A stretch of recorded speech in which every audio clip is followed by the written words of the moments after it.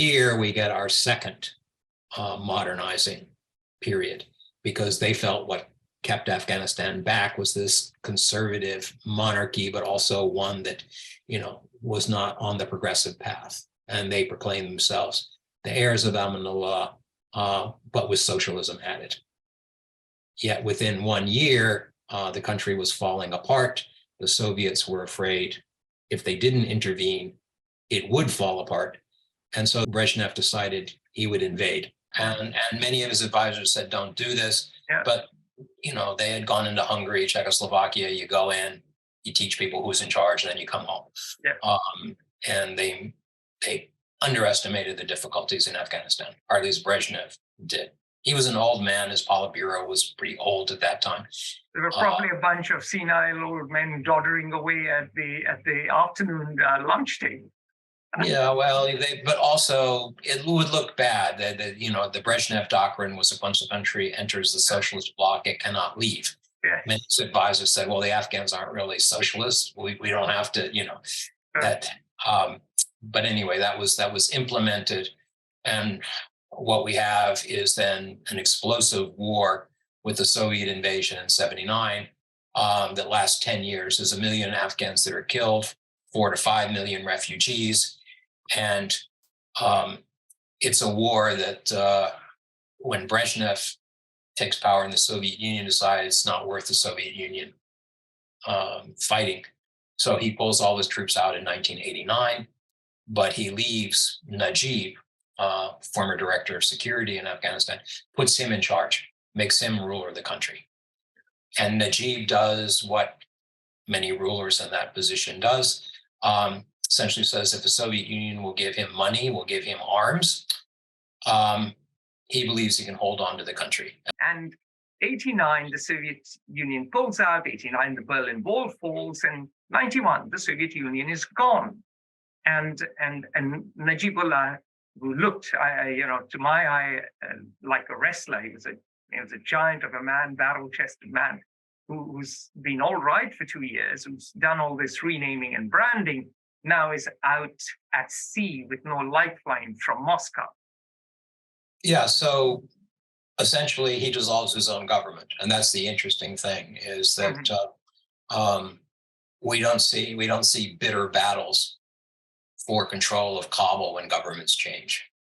Is that when he saw the Soviet Union collapsed, even though his army was intact, even though he had money, weapons, he realized it was only a matter of time.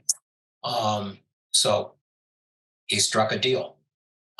He negotiated, and Kabul was turned over to the Mujahideen, actually turned over to Ahmad Shah Massoud, who got there first. Gulbuddin Hekmatyar was on his way, but Ahmad Shah Massoud beat him to the punch.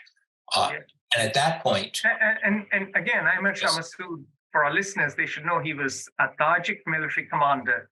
He was known as the Lion of Panjshir, and he was the most effective Mujahideen commander during the 10 years of guerrilla war.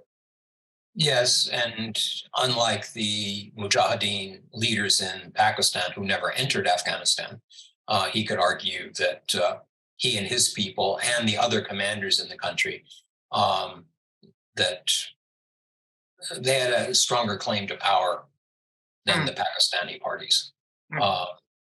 But Massoud was I would think, a better military leader than he was a politician. So he accepted, he assumed the Mujahideen leaders would come back and then they would have some kind of election or Loya Jirga or something. And of course, the Mujahideen leaders came back and seized power and were not going to give it up. And they just fought among themselves. So what we see is there's no battle to drive the ex-communists out. I mean, it's power changes. And the most radical communists join with Gulbuddin's most radical Islamists, because now it's become an ethnic and regional war. And the most radical communists and the most radical Islamists are all pushed in. And the Parchamis, the more moderate communists, they join with Massoud and Rabbani, who's the leader of sort of not quite the Tajik party. They're not fully ethnicized.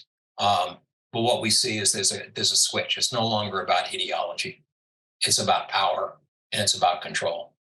So that we see the end of the second, if you will, progressive period, the 10 years of the PDPA. But the Mujahideen are unable to provide even countrywide security. Country falls into sort of fiefdoms. The North and the West are generally stable, well-governed. The South in Kandahar is not. The East has troubles. And the Mujahideen lose their reputation as sort of winners of a jihad and begin to be seen as sort of bandits, as local oppressors. And we're talking about the Pashtun Mujahideen, because you just said the North is well governed, that is Ahmad Shah Massoud. The West is, you said, that's Ismail Khan in Herat, and Dostam, the Uzbek former communist ruler in Mazar. But the Pashtun areas are not well governed, and that's where we see the rise of the Taliban to some extent. Who come from Pakistan? No, they come from Kandahar. They come from Kandahar. They start, once they begin to succeed, then Pakistan throws its support from its old Mujahideen client, Gulbuddin Hekmatyar, begins to throw its support behind Mullah Omar. So at that point, Pakistan puts its assets behind the expansion of the Taliban. Into play. And it does send a lot of students from the madrasas over who have been trained in Saudi-funded madrasas in Pakistan. Yes, the Taliban are able, it becomes a good recruiting center. Also, a number of Islamist allies like Al-Qaeda come in and join with the Taliban. So we have essentially a civil war. The Taliban drive Massoud and Rabbani out of Kabul, but they don't take the whole country. The Northeast remains under the control of the old government. And sort of a stalemate, not quite, because the Mujahideen are close to losing to the Taliban when Ahmad Shah Massoud is assassinated. Again, looks like by some Al-Qaeda assets. They were Arabs disguised as journalists who did a suicide bombing and killed him 2 days before 9/11. But 9/11 changes everything, and the United States focuses on Afghanistan, not so much on the Taliban, they're after Al-Qaeda, but since Mullah Omar is protecting Osama bin Laden, they get lumped in together. And by the time the U.S. starts its war in Afghanistan, it's an interesting war because the U.S. has overwhelming air superiority. It blows up any sort of modern equipment, tanks, planes the Taliban may have inherited, but they're not able to change anything on the ground. Essentially, that was outsourced to the Afghans. So what we were looking at is the Americans supplied air power. They also supplied a huge amount of money, but it was the Afghans who did the deals, who negotiated with each other. And the Taliban were not popular in many parts of the country. And so once it looked like they were going to be losers, then we saw within the course of 2 or 3 weeks after the city of Mazar Sharif fell, suddenly all of the North, all of the West, jumping sides. And within a couple of weeks after that, Kabul falls without a fight. They've lost and they'll never come back as long as the United States is here to back us up. And that was correct. But what it meant was that you would make policies, you would do deals, you could have misgovernance, and there would be no consequence for it. And so sort of for the next 20 years, that's what we see in Afghanistan. There was no attempt to sell the policies to the Afghan people. Government elites in Kabul and people like Ashraf Ghani and before that Hamid Karzai, living in their lovely palaces backed by US money, behaving like kings. Well, they were kings. The Constitution of Afghanistan is an elected kingship. The president of Afghanistan appoints every single governor, sub-governor, police chief down to the local level in Afghanistan, right? I mean, that's a pretty kingly power. The opportunity to reconcile, to create a more stable Afghanistan was lost in those 4 or 5 years. There was a window open. but it shut. Right after, when I was in Afghanistan in 2002, even warlords were saying, the warlord business is a dying industry. Should they do politics? Should they do, sales? I mean, what should they do? And it was, but that opportunity was not taken advantage of. People were extremely optimistic. The first presidential election in which Karzai was elected president was an extremely popular election. People had tremendous faith that something was going to happen.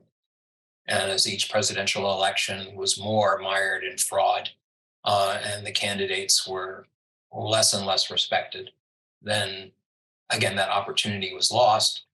And so that even when Obama sent his surge troops in that drove the Taliban, say, out of Kandahar and parts of eastern Afghanistan, it did nothing to change the structure of the Afghan government. Mm-hmm. And even the American ambassador at that time says, you can't do an insurgency with a government that is not a partner, because you got to turn this over to the Afghans. And people might be really happy that you got rid of the Taliban. They're not happy that you're bringing in these people. Yeah. And so the government was never properly restructured, despite the fact that it was international money that was fueling the corruption to a large extent, because that's where the money was. In a way, there's an argument. There's an argument to be made that this huge influx of money actually brought large-scale corruption to Afghanistan, because as long as it was poor, there wasn't enough money to steal. But now you get everybody with their hands in the cookie jar. Well, but there's two types. There's two types of corruption. There's state-building corruption. That's when a political leader gets as much resources as he can get his hands on, but then uses those resources to redistributes the money for political support or builds projects, but you're building an institution. You're interested in money so that it can give you political power. Mm-hmm. But there's also state-destroying corruption, and that means you gain political power in order to make money. And that's what was happening in Afghanistan, is that the money was not being recycled in Afghanistan. The money was not only being stolen, it was being sent to Dubai. It was being put in European bank accounts. And the people that do that are like termites. They're like eating the structure of your state. And their hope is, or expectation is, with enough money abroad, if this thing ever collapses, I'm on the first plane out of here. Which they were. When it collapsed, Ashraf Ghani fled. That's correct. And that's very different than looking at somebody like Najib, who was saying, okay, I am using these resources to build my state, to build my power, but I intend to die. And, I am not running. Yeah. And he did die. He did die, yes. Yes, but that was sort of years later after he had turned over power. The Taliban killed him. But it's interesting. Taliban, Ashraf Ghani runs, but Karzai is still there. All right. Abdullah stayed. And in some ways, that's because both of those people knew how to play Afghan politics. The expatriate Afghans never bothered to learn how to play Afghan politics. And Afghan politics is all about relationships and reciprocity. And the failure to, even if you're going to steal, is not to deliver, not to help your own allies, not to help your own private. Ismail Khan, Mohammed Atta, and Mazar, they were often called warlords by the West. And Ashraf Ghani said, yeah, they're stealing money from, their border customs revenue. But as far as the local people were concerned, yeah, they're taking the Herat customs revenue or the Mazar customs revenue, and they're spending in Mazar and Herat. As far as the World Bank is concerned, that's corruption. As far as the locals are concerned, we send this stuff to Kabul, we're never going to see it. They're not going to put a dime in our province. So even if we're talking about corruption, there's types of corruption that provide more stability than others. And Afghanistan had a double dose of state-destroying corruption, in which you had people that were neither loyal to the government, that had no constituents. And again, as long as they were backed by a foreign military, they were not concerned about being driven from power. So why talk to anybody? Join the conversation at Fair Observer and subscribe to our YouTube channel.